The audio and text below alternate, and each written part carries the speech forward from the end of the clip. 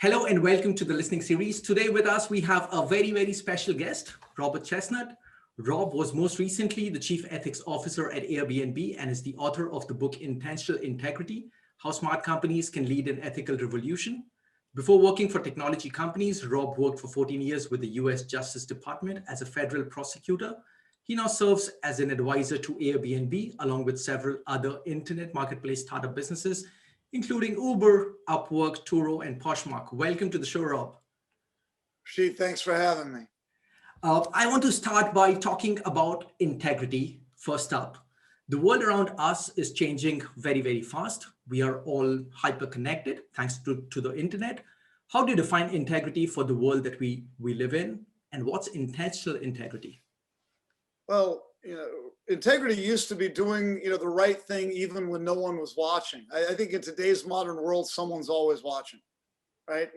When I was growing up, there were 3 news stations on television, right? Today, everyone is their own news station. Everyone puts out a version of the news on their different posts. Everyone carries a camera crew with them wherever they go and reports on the news, which means that things aren't swept under the rug anymore. So for me, I think integrity is about having a North Star. It's about having a purpose, having some principles that you live by, and then in word and action, really living by those principles. Now, that doesn't mean perfection. No one's perfect. Everybody makes mistakes. If integrity were about perfection, then no one would have integrity.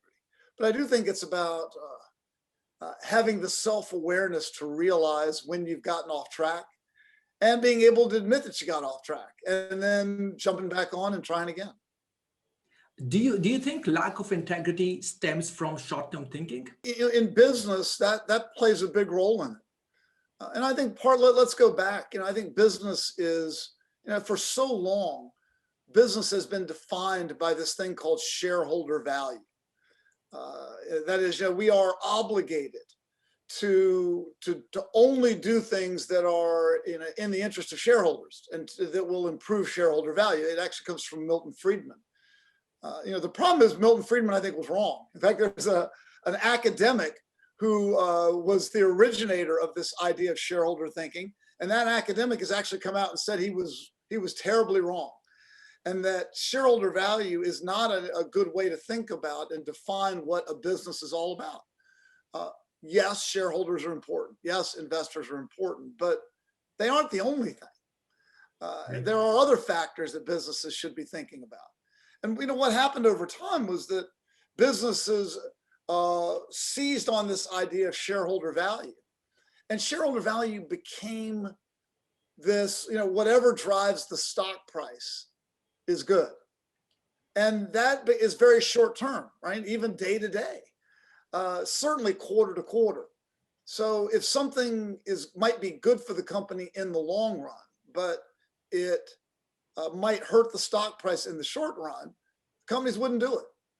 And this fixation on short-term thinking and always trying to get the stock price up and always trying to hit a quarterly number actually puts hitting the number above doing the right thing. Like, don't worry that our factory is dumping a lot of carbon into the air. Fixing it would cost the shareholders money, and that would drive the stock price down. So therefore, we shouldn't do it. It wouldn't be the right thing to do. So I think that this focus on short-term thinking and short-term numbers has caused a lot of businesses and individuals to push the ethical boundaries and do things that really aren't the right thing to do for the world. They're really not even in the right long-term interest of the company. But the focus today is so much on the short term. How did you deal with this at Airbnb? Because I'm sure before Airbnb went public, also for Brian, the CEO, I'm sure shareholder value and profits and stuff was the only thing that he was being measured on when it came to investor money. You know what? I was very lucky because Brian has never been that way. Brian's not a traditional leader. A lot of people don't, focus on this, but Brian didn't go to business school. Airbnb is Brian's first job. He created the company in his apartment, literally out of necessity to try to figure out a way to help pay the rent. Brian's parents were social workers. So, Brian grew up in an environment where,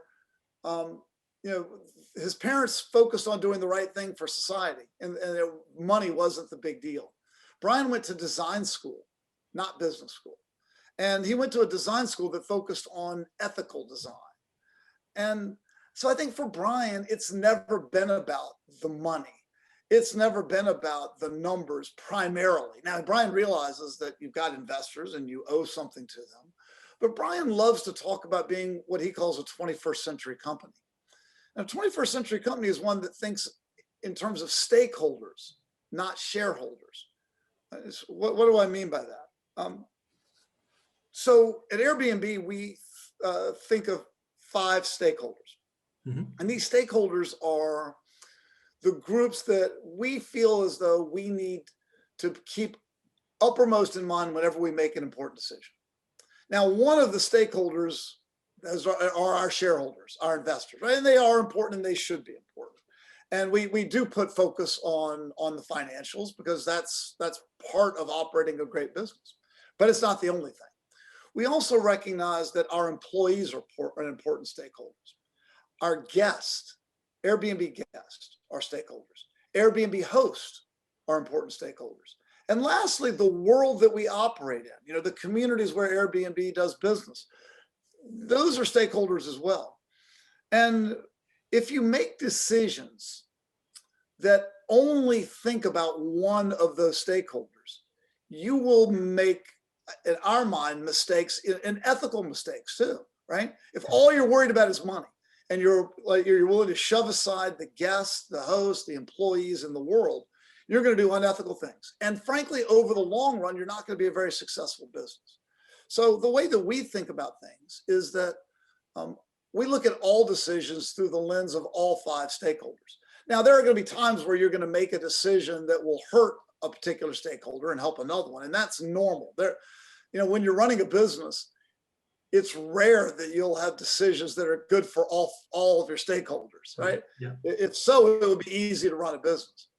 But what you can do is you can think about the impact of your decision on all of the stakeholders, measure how all of your stakeholders are doing, and over time, ensure that all of your stakeholders are remaining healthy. And that's the way that Brian looks at things, which really, I think, makes it a lot easier to operate a company in an ethical manner, because you're not, I know that Brian, if Brian were faced with a choice to do something that would drive the stock price up 20%, but it wouldn't be good for the company over the next 5 years, Brian wouldn't do it, because for him, it's not all about just the money. For Brian, I think it's about the mission of the company. And really the mission of the company is about connecting people, using immersive travel to help people from different parts of the world, get together and really get to know each other. That's the North Star. And that's what drives decisions at Airbnb. And I think that makes it a business, not a business that's perfect, not a business that doesn't have ethical challenges, but one that really strives to do the right thing and is, for me at least, a company that operates with integrity. I remember early 2020 when coronavirus was the talk of the town, and Airbnb, obviously as a business, was massively impacted. And then you had to let go of some people, furlough some people. And what Brian did at that point in time, or how he dealt with the whole situation, gave massive positive PR to Airbnb. And I think if you're not just thinking about money and looking at the bigger picture with perspective from all of your stakeholders, you are eventually bound to do well, right? Yeah, you hate to take an ethical bow for letting people go. But the way that Brian and the company handled it, I think was, it showed that he really did care about employees as human beings. And so to give you an example, the business went from, booming to overnight practically nothing. And like when you've got 6,000 employees and you've got a global pandemic, but you're in the travel business and you have no money coming in, you have no choice. You need to take steps to cut your costs just to protect the business. But I'll give you an example. The company still had enough financial resources to be generous with severance. But I'll give you a little fact. The company sat down when it was making this decision and thought, well, what are we going to do when we let the people go? Well, we'll have to ask them for their computers back, right? Because that's what you do. Whenever you let someone go, you get their laptop back. Well, somebody thought differently. Somebody thought, well, why do we have to get their laptop back? Why do we need, a couple of 1,500 used laptops? These are people that are going to be sent home in a global pandemic, where their children are going to be doing school from home, where their spouse might be working from home, where they may need to be searching for a new job. They might not have a computer, or they might only have one computer. Why not let them keep that laptop? It isn't that big a deal to the company, but it really might make a big difference in their life. And just a little something like that, letting people as they go keep their laptop, letting them, paying for health insurance for a year, because letting someone go during a global pandemic and taking away their life insurance, their health insurance, would be a terrible thing. The laptop, the health insurance, little things like that, I think demonstrated that employees really are important stakeholders to the company, and demonstrated that, even in a financial crisis, when business is bad, you can still think about employees and try to help them. Following up on that, how do you know if someone that you're interacting with is being honest and has integrity? Because that sort of, in a work setting, that sort of defines how you move forward in all of your relations with that person. Yeah, I wish there were an integrity detector, right? Where you could immediately detect whether the person you're dealing with has integrity. And unfortunately, there's nothing like that. I wish, you could detect it during an interview, but you can't. There are some clues, some things that you look for. I mean, for me, people who have big egos, folks that lack humility are more likely to be challenged in the area of integrity, I think. So I appreciate humility as a quality. I appreciate gratitude as a good quality. And people who are lacking in that area, lacking in self-awareness, gratitude, and humility, are more likely to have integrity challenges. So you can look for those things and interview for those things. But I try to presume trust. I try to presume that everybody I deal with has integrity until proven otherwise. And that again doesn't mean that everybody's perfect. We all make mistakes, and I try to treat others like I would want to be treated. Which is with trust and with forgiveness when I get off track. Is there a specific relationship between trust and integrity? Sure. I mean, I think that trust is at the basis of all human relationships, business or personal. And, so when trust is low in the world, as it is now, by the way, is all, there's something called the Edelman Trust Survey that measures trust. It measures how people trust different institutions. Trust is at an all-time low now around the world. Trust in government, trust in the media, trust in business. And that makes it harder to get things done because, without trust, it's harder to work together in a cooperative fashion and get things done. And we are in a world right now where we need to work together to solve problems more than ever. So what moves trust? What are the factors that impact trust?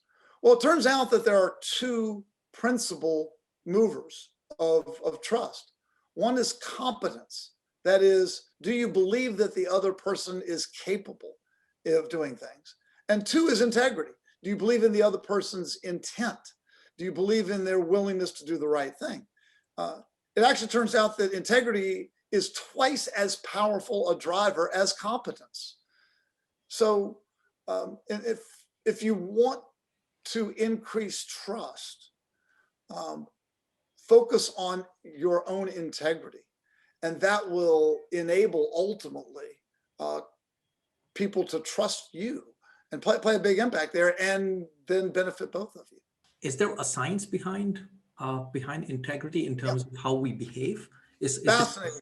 Yeah, the science behind it's fascinating. I talked just a little bit about the science, what it's demonstrated about trust and how it interacts with integrity. I spent some time with a guy by the name of Dan Ariely at Duke University. Dan's great. If folks that haven't seen what Dan does, he's a behavioral scientist who studies dishonesty. He's got a movie called Dishonesty. He has TED Talks on it and does a number of experiments. Fascinating guy. And when I was writing the book, I flew out to Duke, and he was nice enough to spend some time with me. We talked about an experiment that Dan did. Where everyone, he fills up these rooms and hands out sheets of math problems and tells people, look, I want you to do the math problems. I'm not going to give you enough time to finish. When I say stop, I want you to stop. So people do the math problems. He says stop. He then says, I want you to come up to the front of the room one by one. I want you to take your sheet that you've been working on these problems with, and I want you to stick in the shredder right here in front of me. And then after you've put your sheet in the shredder, you can leave the room. As you're leaving the room, tell the proctor how many math problems you did. And the proctor is going to give you $1 for every math problem you completed. Right? So people come up to the front of the room, they put the sheet in the shredder, they head out, they tell the proctor, they get their money. Now, what Dan doesn't tell them is that he modified the shredder. The shredder is only shredding the outer edge of the sheet. He knows exactly how many math problems everyone's done. The question is, how many people lie to the proctor as they're leaving when they're getting their $1 per problem? I don't know. What do you think, Rachit? What percentage of people do you think lie? Probably 25, 30%, 1/4 of the whole lot. Yeah, you are a optimistic a very positive spirit in the world, but your confidence in mankind is not backed up by data. 70% of people lie. What? And this happens consistently. Men and women are roughly the same, believe it or not. There's no difference in gender. It's consistent across nationalities. He's done this with tens of thousands of people. 70% of people lie. Now, most people don't lie by a lot. They do what Dan calls fudging. So in other words, they'll lie by 1 or 2 or 3 or 4 problems, right? Why? Turns out that all of us face ethical challenges or ethical questions or integrity issues all the time in life. We are tempted to always choose the answer that benefits us, always, to fudge a little bit in our own favor. What keeps us from fudging a lot is our own conscience. That is, we still want to feel good about ourselves after we've done it. Right. So what ends up happening is we end up doing the thing that is in our self-interest, but only so far as we can still feel okay about ourselves afterwards. So with the math problems, for example, most people would be able to rationalize, adding a number 1 or 2 or 3. They can say things like, oh, my pencil broke, or I got a late start, or I saw other people were still doing another problem or 2 even after they said stop, or they're not paying me enough for this experiment anyway, so I'm going to take a couple of extra dollars to pay for the parking, right? He does another experiment with soda machines. You remember the old soda machines? When I was growing up, you put a quarter in, right? You hit a button and you get a Coke. Today, I think you put in dollar bills. Same thing, though. Dan took a number of these Coke machines and he put a sign on them. And the sign said, if this machine is malfunctioning, please call this 1-800 number right here, okay? Put it around the flat of the machine. They took these machines and he scattered them all over town. But he modified the machine first. so that when you put your money in, the money came right back out, but you could still get your soda for free. You got your soda and it was free, right? Yeah. How many people do you think called the 1-800 number? 70%? None. Nobody called the 800 number to report the soda machine not working. Everybody just took the sodas. In fact, the average person took 3 free sodas and took advantage of the broken machine and didn't call. Why? Because everybody's been ripped off by a vending machine in life, right? Yeah. All of us have put money in a vending machine and then they're pounding on the machine trying to get our money. Nothing comes out, yeah. And so all of us can justify and rationalize, oh, this is my chance to get back all those machines that ripped me off. I'm going to take the free soda. That's the way that people operate. So what Dan learned is if you want to increase integrity, if you want to prevent dishonesty, the best thing to do is to create an environment where people believe that everyone around them is telling the truth and acting with integrity, where integrity is expected, where integrity is talked about and valued. Because in those situations, if you believe that everybody else is acting with integrity, then you feel like you have to act with integrity too, because you feel like you're just as good as they are, right? So where no one talks about integrity, that's where the problems are, or where people all around you aren't acting with integrity. Well, then it's easy to rationalize your behavior. It's like, well, they're doing it. The boss is doing it. Or no one's really said anything about that, so I guess it's okay. Silence is the enemy of integrity.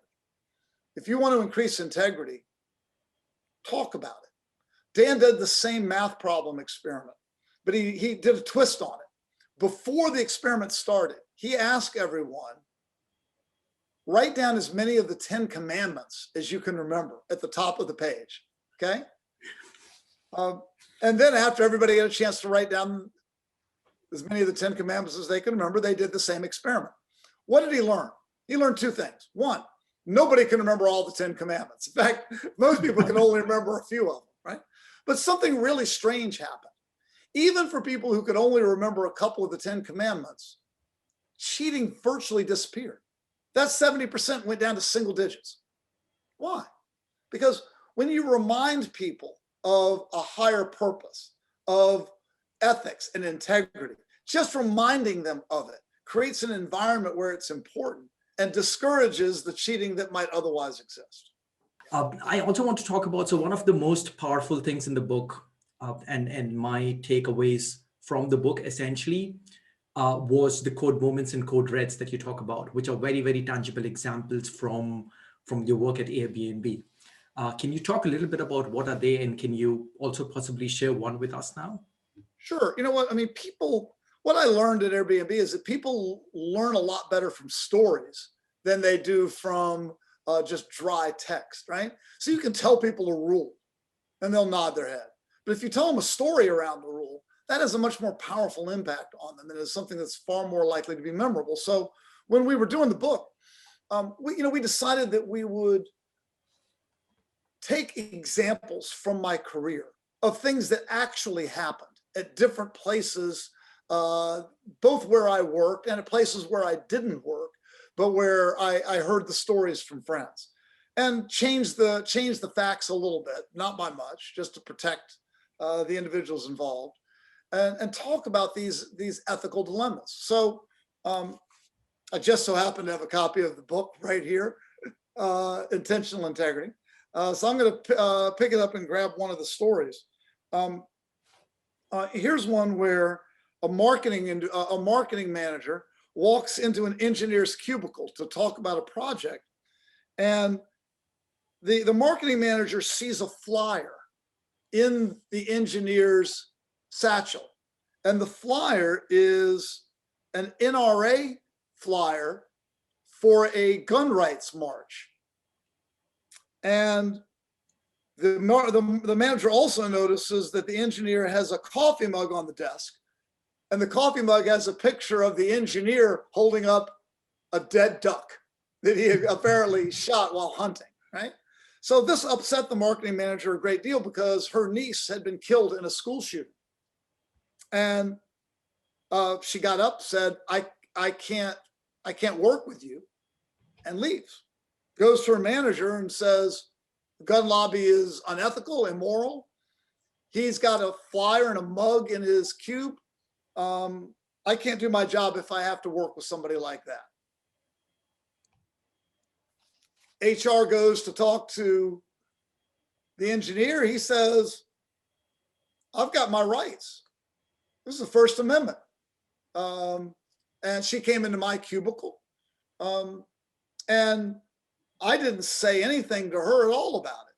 I didn't try to push my views on her at all. I've got a right to my opinion. And he said, and oh, by the way, she's wearing a crucifix and a chain around her neck. Why is what she's doing any different than what I do? So what do you do if you're the head of HR in that kind of circumstance, right? Yeah. And look, the point of these stories, Rachit, is not that Rob's got the answer that I'm going to share with you, because there is no right answer here, right? The one issue about integrity, there's lying, cheating, and stealing, and we could probably all agree that that's a problem. But a lot of ethical challenges aren't that simple. They're gray. And they depend a lot on your personal views, your own personal life experiences, your socioeconomic background, your religion, your nationality. And, we're all influenced by those things when we look at something from an ethical perspective. And look, that kind of a problem is a great example of how interesting these challenges can be. And look, the book examines a whole series of these. Every chapter's got 2 of them at the end, and then we discuss the problem at the end and the different implications. The point isn't that that we've got all the answers. The point is, are we making an intentional effort to try to come to the best answer based upon the values of our company? And right. And that's, I think, what you can do as a leader. Let's dial it back a little bit. At Airbnb, you were set out to make the company more ethical.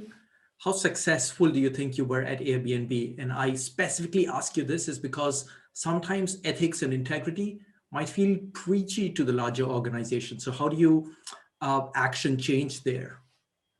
That was my concern. It started when I was looking at all the things online.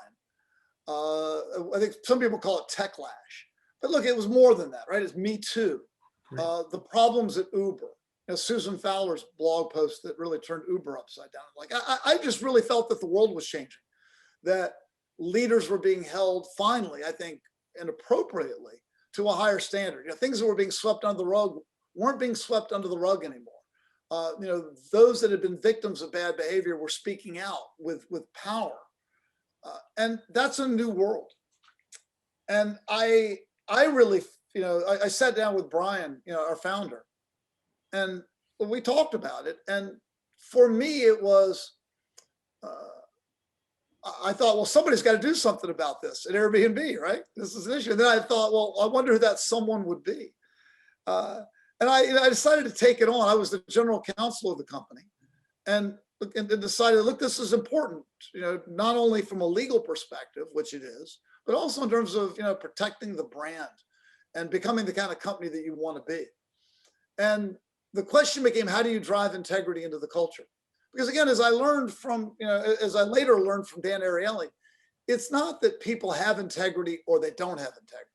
It's that people are influenced by their environment. Integrity is actually contagious.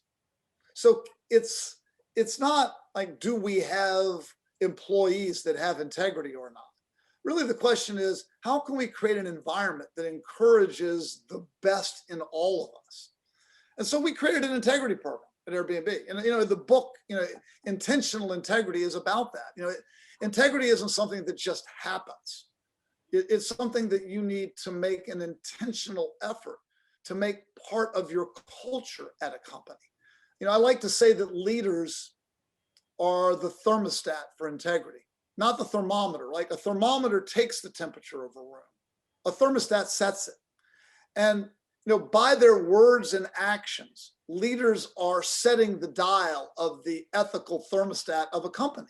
And they're creating the environment that everybody in the company lives in and is influenced by. So, what most companies do, I'm afraid, is they shy away from talking about integrity because it can be an uncomfortable subject. It can be a little preachy. It can be a little bit, well, that's not really my business. That's someone else's personal business. But I think they're wrong. I think integrity is a quality that you should expect from all leaders. It's a job requirement, and it's something I think you need to be intentional about. So, for us, I worked with Brian and other leaders at the company to create this program. What shocked me really was the reaction. I wasn't expecting the employees to embrace it the way they did. What I learned is that people want more than a paycheck, Rachit. They want to go to work every day feeling like they're doing something for a greater purpose. They want to work at a place that they're proud of. And the sort of things that we talked about really resonated deeply with people. People got into it and were proud of it and talked about it. It became a conversation at the company. And that's what you want, right? You want an environment where people believe that everyone around them cares about it. And if they believe that, and if they believe that the company wants it, then it raises their own bar and encourages them to act with integrity.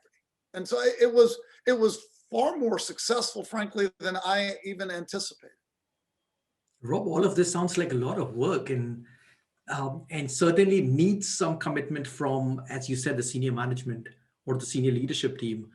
What I would want to understand from you is, why do you think companies or senior management teams at companies should still focus on building or embedding integrity as part of their company cultures?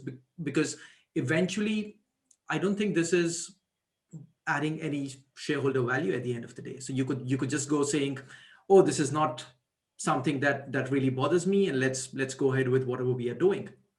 I think about every sentence you said, I think was wrong, right? I think it's first of all, it's not that much work. It's not that much work to talk about integrity and to weave it into your culture. It really doesn't cost money. You can't buy integrity. But what you can do is it does take some mind share. Take some of the mind share. If you don't do it, I think the consequences for a company can be disastrous. I mean, look at what's happened to Boeing, Volkswagen with the diesel scandal, the hits that Google and Facebook have taken, that Uber has taken, and the like. I mean, the stories go on and on. It can ruin careers. Look at the CEOs that have lost their jobs over failures to act with integrity. So I think the cost of not focusing on integrity far exceed the minimal cost of actually working on it. And more than that, the data backs this up. Companies that act with integrity, according to a variety of neutral factors, actually outperform the stock market and outperform their competitors. Because there are two reasons, I think, or there are three reasons, I think, that behind this. One is employees love it. Employees want to work at a place that they believe in, and they are more likely to stay at a place that they believe in. Number two, consumers like it. We are in an age of conscious consumerism. Consumers want to spend money with companies that have values aligned with their own values. And if a consumer sees that a particular company isn't aligned with their values, they're going to move their money. And a third thing, of course, is that a company that doesn't focus on integrity is far more likely to have much higher regulatory costs, right, and legal costs than companies that don't.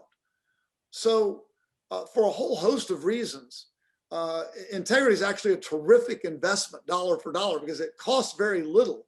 But what it does, what the returns it can bring I think are quite powerful. Correct. I also want to talk a little bit about diversity. Global companies have people from different cultures and different backgrounds and obviously different value systems as well. How can you make sure everyone is on the same page when it comes to ethics and integrity?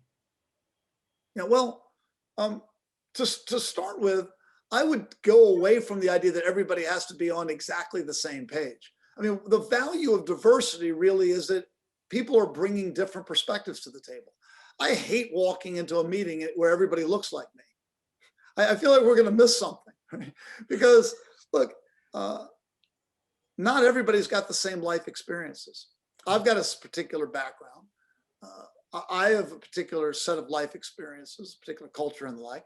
I want to be in the room with people that have experiences that are different from mine, because I think we're going to end up with much better decisions. Look, all of our customers don't look like me. They don't have my experience. So you don't want to, you want to have rooms that reflect all of your diverse customer base so that you can make really the best decision.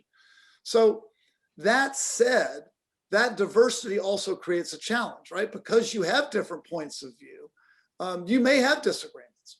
And I think the disagreements are healthy, as long as you are united by a common mission and a common North Star. Like at Airbnb, if you work at Airbnb, you believe in belonging. You believe in this idea that the world is better when people engage in immersive travel. That is, they are actually out meeting locals and engaging with them. So I'll give you an example. You know, at Airbnb, we had there was an uproar about 5 years ago when it came out that there was discrimination on the Airbnb platform, that people were being discriminated against based on the color of their skin. Hosts were turning people down because they were Black. There was a hashtag Airbnb while Black. And it was very hurtful to guests of color. And I think it shocked everybody inside the company. People didn't want to believe that it could be true, because I think the company was based in San Francisco, which, you know, a lot of people in the company, me included, I had never experienced discrimination. So it wasn't uppermost in my mind. I looked around the room. Most of the leaders in the room had never been discriminated against. So people in the company didn't really think about it, which I think is part of the problem, which is part of the problem. I think the company missed it early on. When the reports came out, you know, look, as the General Counsel, I went off and did my research, right, on the law. Like, what's the law? Is Airbnb legally responsible if a host discriminates against our rules? You know, what's our responsibility here? And I went to talk to Brian about it. And Brian held up his hand and said, I don't care. I said, well, what do you mean you don't care? And Brian said, Rob, I don't care what the law says. If people are discriminating against other people based on the color of skin, we're failing as a company. Our mission is to bring people who are different closer together. So if this is really happening, we're failing, and therefore we're going to fix it. And he said, I don't care what it costs to fix it. And I don't care what the law says. You go deal with the law. We're going to fix the problem. And that, I think, is a sort of it gives you an idea of how, you know, Brian and the company look at things like this. What's our mission? What's our North Star? That's what we're going to aim toward. And, you know, we're going to focus on doing that. You know, even if there's money, even if there's cost involved, and there were definitely some significant cost involved that, you know, in the short term probably didn't help shareholders, but it was the right thing, I think, for the long run. Are there any mental models that people might use to measure personal integrity? I think metrics are important. Okay, because look, companies, a lot of times people say, you know, you should measure what you do. What ends up happening, Rachit, I think, is that you end up doing what you measure.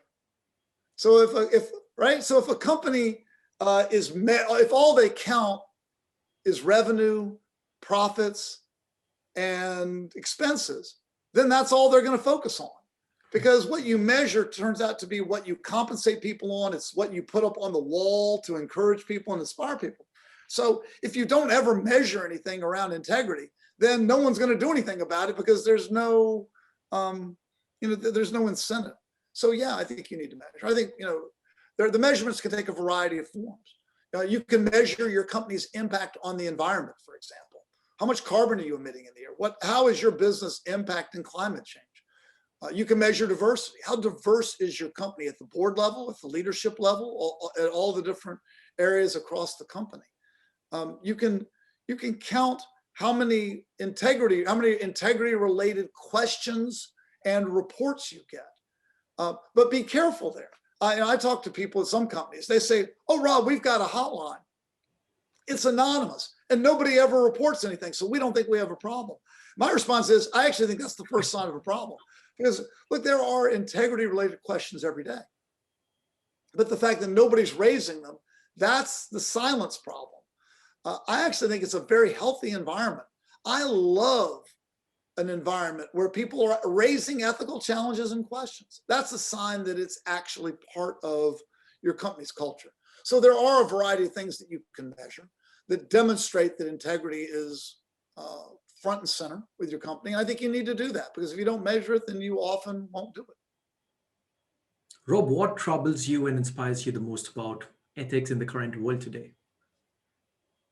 Well, what inspires me about it, I think, is how the world is increasingly focusing on it. I see a lot of negative reports in the press about bad behavior by companies. That's obviously really troubling, the fact that there are so many problems. What I like about it and what's inspiring about it is that people care. That it's more than just, oh, business is a dog-eat-dog world, anything goes. No, business is more than that. It's not just business, right? Business is what we do every day. It's our deeply tied, I think, to our self-worth as human beings. It's what we spend, 8, 10, 12 hours a day doing.